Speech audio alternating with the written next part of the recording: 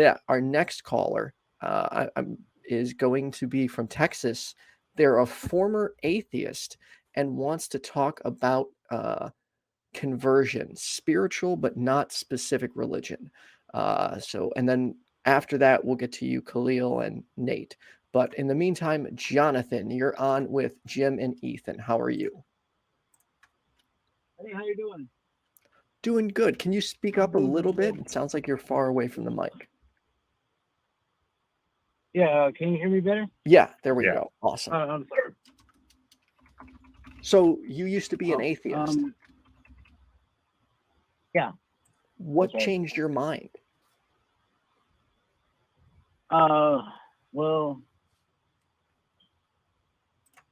Well, I guess you could say I was sort of forced to stop living the life that I was living because for like the majority of my life, I'd say about 28 years, I didn't believe in God. You know, like I prayed to God, nothing happened. I was like, you know, it's full of it, you know. And well, one day, you know, I found myself, you know, stuck in prison, and all I had available was a Bible. Like I had no TV, no social media, no nothing. You know, like you're in prison, you ain't got shit.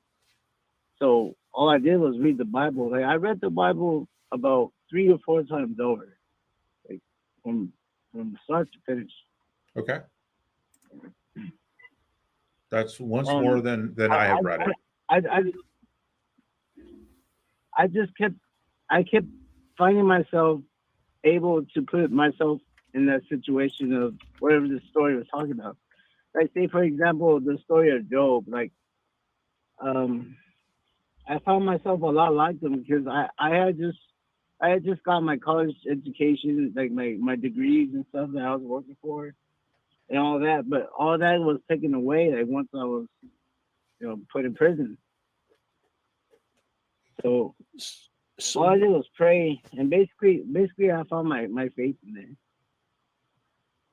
So you're at a low point in your life. You start reading a book that 3 or 4 times you said, which is at least one more time than I've read it, because I've read it twice. And then that book convinced you that God was real. So what about that book convinced you that God was real? Because that book didn't convince me. In fact, I got serious problems with large sections of that book.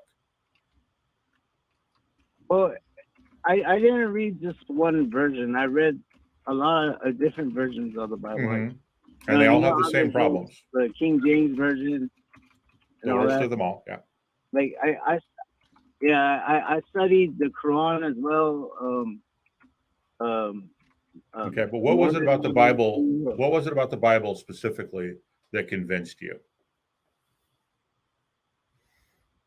Was it God sending bears to go eat children who are making fun of a prophet? No.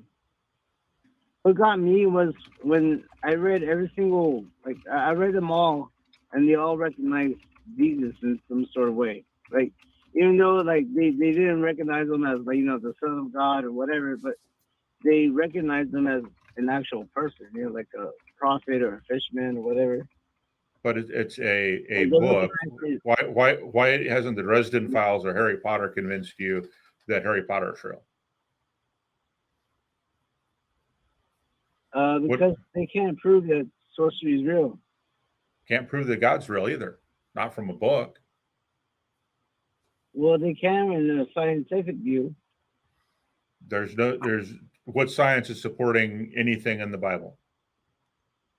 Because bats are not birds. You cannot get striped goats by having non-striped goats have sex in front of a fence, right? The flood could not have happened. In fact, there are multiple scientific disciplines that give rise to that lie.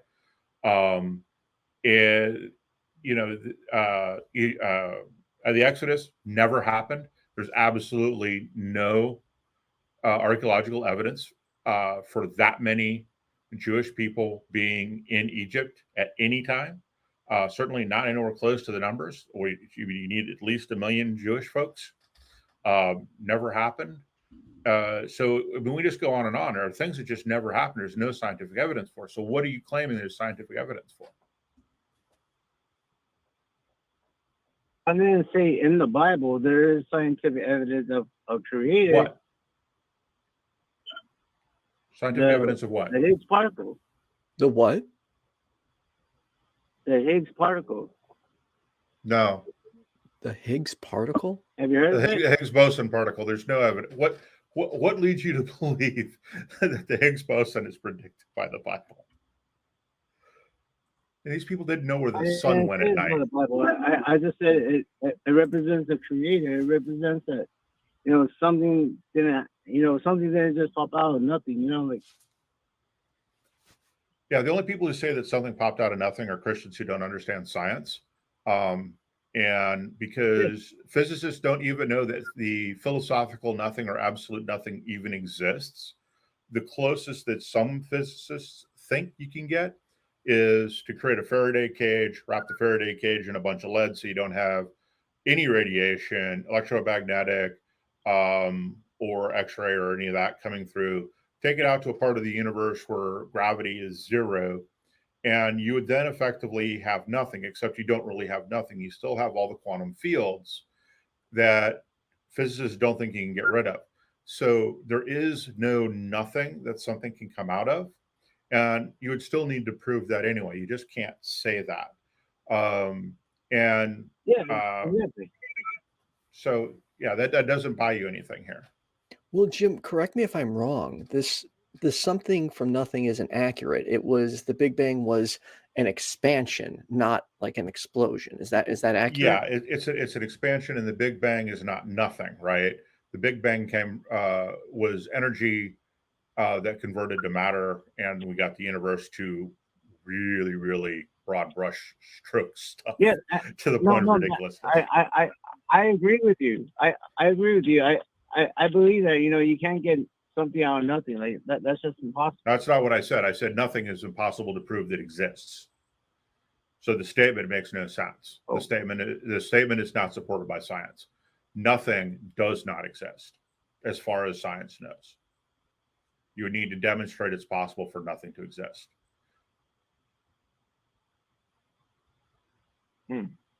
Yeah. Oh, also, cause and effect is an emergent property of the universe.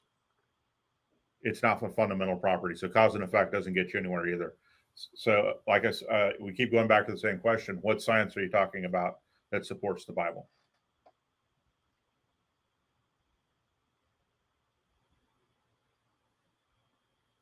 Well, like I said, I didn't say science supports the Bible. I said science supports that there was a creator of some sort, not necessarily the Christian God, because I'm not religious. I don't follow the Bible, but I do believe that there is a God, there is a creator. Like now, all of this can just be luck, Well, I wouldn't say it's luck, but I guess my main question, to kind of follow up with what Jim was saying, is what science are you saying supports a creator? Because I have yet to see any science that supports a creator of any kind. Well, I said the Higgs particle. They nicknamed it the God particle. Right, and there are multiple physicists who absolutely cringe at calling that because it doesn't prove that there's a God. The Higgs boson particle simply is the particle that gives us mass. That's it. There's no God there. Exactly. There's no God there. But it was a creator, right? No. Well, no, they just named it the God particle. It's not, doesn't actually have anything to do with God. It gives out mass, is what I'm trying to say. Right? Yeah, it gives mass, but that doesn't prove there's a God.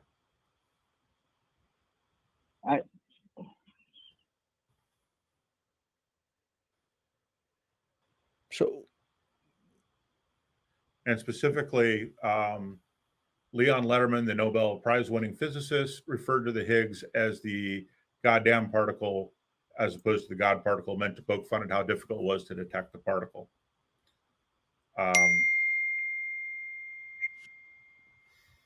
So even then, it's still iffy. So it sounds like what we got left is you prayed real hard and you found God. I- Is that accurate? Well, no, not really. Like I had to lose everything. In other words, like I had to lose all that I own out here and go in there and just read a Bible and put myself in the stories of the Bible. Like, don't take the Bible literally, like it's some kind of like, like journal or some shit. Like, it's all made in metaphors, like parables. So And why? Because you there's won't some pretty you won't understand the Bible if you just like read like a regular Bible. Like study Bibles help understand like what the words mean. Like they meant that. And, like it's not supposed to be taken literally. In other words, is what I'm trying to say. but That's what a lot of people. why should we take the Bible seriously at all? Well, there's some good things about it. Not all of it's bad. I could say the same about any book written. Well, I know that. I mean, it's all perspective. Like you might be this. The the Book of the Dead is a better book. But that's all perspective. That's all on the person. That's all I'm trying to say. I found God. I found God because I prayed, and the stuff I prayed for happened. Someone's French fries are everything that I done with prayed that for beeping. Sorry, I didn't mean to cut you off. I just keep hearing a beeping. It's all right. Okay, so real quick, I just again to circle back, I have this one last question before we move on to the next caller. Why All right. should myself or Jim take the Bible seriously at all?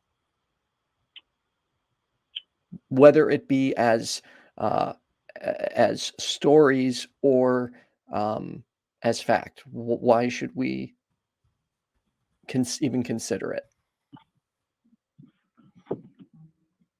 Well, when you read a book, do you not put yourself in that situation, or are you just reading words?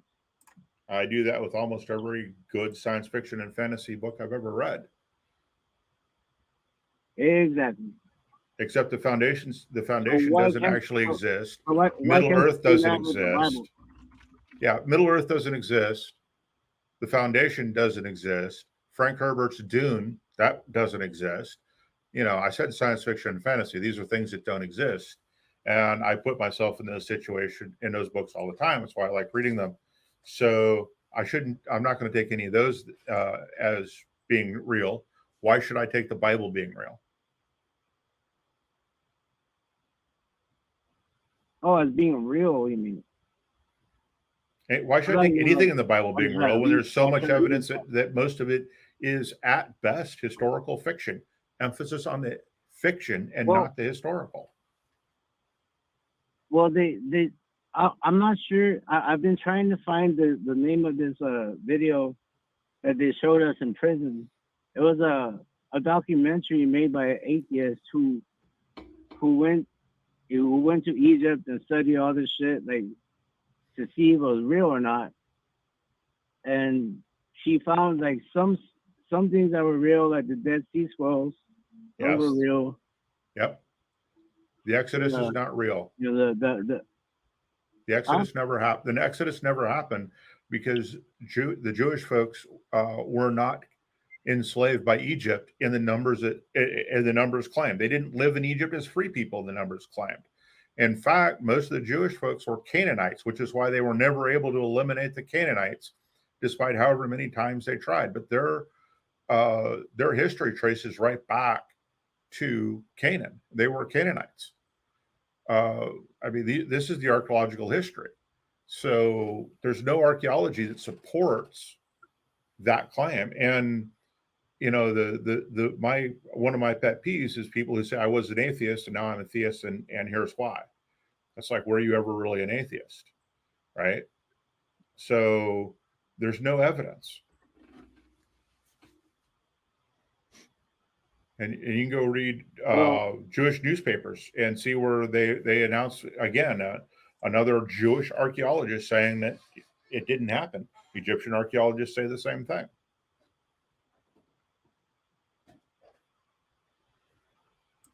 Well, I'm not saying that the entire Bible is real, but all I'm saying is that there is a creator, whether or not you call him God or not. Like there How is. do you know that? What leads you to that conclusion? Huh? What leads you to that conclusion?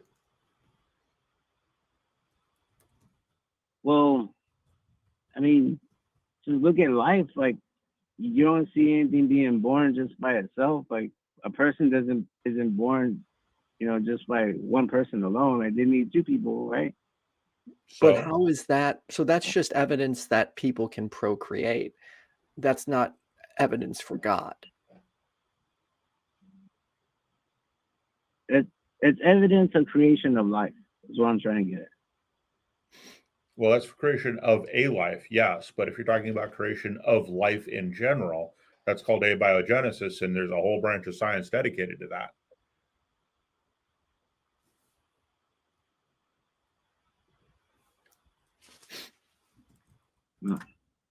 Well, Jonathan, I would, if you have the time, I would definitely recommend listening to this call back. Appreciate you taking the time to call in today. Thank you for having me, man. All right. Thank you, Jonathan. Hope you have a good day. All right, bye. Right. Whenever someone says like, look at life, that kind of also reminds me of which I thought he was going to go there, the look at the trees argument. None of, unfortunately, what he presented could be considered, in my opinion, evidence for God. Yeah.